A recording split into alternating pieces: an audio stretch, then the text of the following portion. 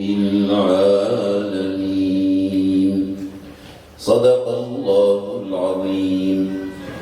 بارك الله فيك الشيخ. أنا في المبادرة الوطنية لترويج المبادرة الوطنية لجمع المساعدات الإنسانية لأشقائنا في غزة. اليوم رانا متواجدين على مستوى في يوم إعلامي لفعالية المجتمع المدني لأبدوا التفافهم حول المبادرة التي أطلقها الهلال الأحمر الجزائري. اليوم رانا متواجدين على مستوى منظمة المجاهدين، المنظمة العريقة اللي يعني نشكره من هذا الباب الأمين الولائي الأستاذ فارس اللي فتح لنا الأبواب من أجل يعني الترويج لهذه وكبادرة دعم لهذه المبادرة الوطنية لجمع المساعدات اللي انضمت منظمة المجاهدين لولاية وهران ومختلف الفعاليات الموجودين اللي حضروا معنا اليوم في هذا اليوم الإعلامي.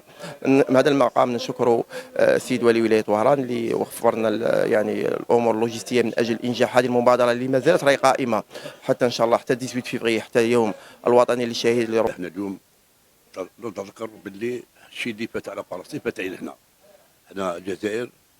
دابت على هذه البلاد هذه منذ 1830 إلى 1962 الملايين من الملايين الضحايا الذين شهدوا من طرف العدو الاستعمار الفرنسي. اليوم نتذكر الشيء اللي فات على الجزائر فات على فلسطين، وهنا كما قال الأخ بومدين رحمه الله قال لنا ما فلسطين دار أم الله. من أجل إسناد ودعم إخواننا في فلسطين، فهم يستحقون منا كل التحية وكل الإجلال وكل المساعدات، لأنهم يقفون في وجه هذا الاحتلال الغاشم الظالم، وهم من يدافعون وحدهم على مقدسات هذه الأمة. وهران نأمل من الله عز وجل أن تستجيبوا لهذه الهبة وتكونوا معنا فيها بإذن الله تعالى من أجل رفع الغبن عن إخواننا في غزة بإذن الله تعالى. أنا الطالب الفلسطيني يحيى الزعانين المقيم في الإقامة الجامعية وهران. اليوم دعونا إلى لقاء مع الجمعيات التضامنية المساندة للشعب الفلسطيني. نتمنى من الشعب الجزائري أن يكون في عونه في هذه الحملة التي سيكون لها ثمن كبير، وخصوصا في الظروف الصعبة التي يمر بها أهلنا في غزة. نتمنى التكافل الكبير بين الشعب وأفراده في الوصول إلى القضية الفلسطينية في قطاع غزة، والدعم الكبير في هذه الحملة. كل الشكر للشعب الجزائري والمنظمات التي تقوم على الحملة الوطنية بقيادة الهلال الأحمر الجزائري، مدعومة بالرئاسة الجزائرية على رأسها السيد عبد المجيد تبون. وشكرا. هذه المبادرة التي تبين عمق الشعب الجزائري، هذه المبادرة التي تحافظ على جذوة التضامن. نحن الحمد لله يا إخواني ويا أخواتي، أنا كممثل لأئمة وهران، كممثل لجمعية من جمعيات وهران الناشطة جزائر الخير، أقول أن الشعب الجزائري والجزائر لم تتخلى عن فلسطين أبدا. إحنا كاع ما تخليناش على فلسطين، ولا يمكن للجزائر أن تتخلى عن فلسطين. لماذا؟ تاريخيا آباؤنا وأجدادنا ضحوا من أجل فلسطين.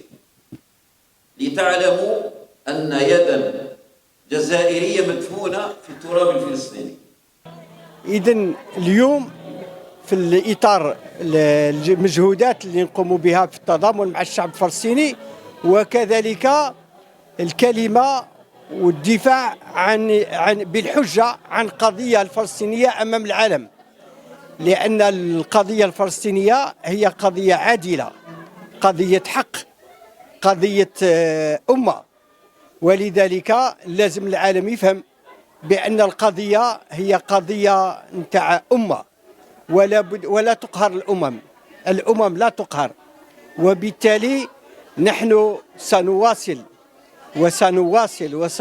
وسنبقى إلى جانب الشعب الفلسطيني حتى يسترجع كامل حقوقه كما قال الرئيس عبد المجيد تبون. غزة من خلال القافلة اللي غادي تحمل الكثير من المساعدات تفوق 400 طن من الاحتياجات الغذائية واللباس وغيرها. إن شاء الله أن سكان وهران يكونوا في المستوى وأن كلنا نتضامن ونتصل بالهلال الأحمر الجزائري اللي لم هذه المساعدات، على الأقل تكون صدقة جارية، ونحن مقبلين على شهر رمضان الكريم وصدقة منفعة للجميع. فتحيا الجزائر، تحيا فلسطين والأمة العربية جمعاء. يوم إعلامي، يوم تحسيسي توعوي، حتى تكون الهبة التضامنية في مستوى الضرر الذي لحق بأشقائنا في فلسطين.